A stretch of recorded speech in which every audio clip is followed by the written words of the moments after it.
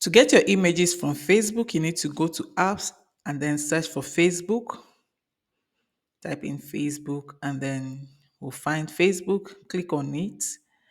And then you will be required to connect your Facebook account to your Canva. So there will be a pop-up box that will come out and then you connect your Facebook account to your Canva. So you need to connect your Facebook account to your Canva to access your, of course, your pictures from Facebook.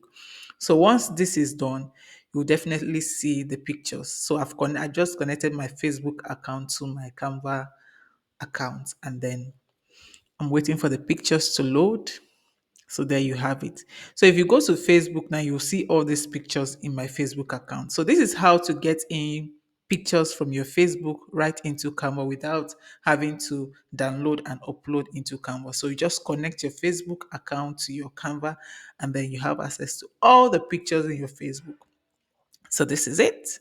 You can then go ahead to click on any of the pictures to add them to your design, just like this. Just click and then it will bring it into your design, and that's it, without stress, without hassle. So, this is how to add pictures from Facebook into your design in Canva.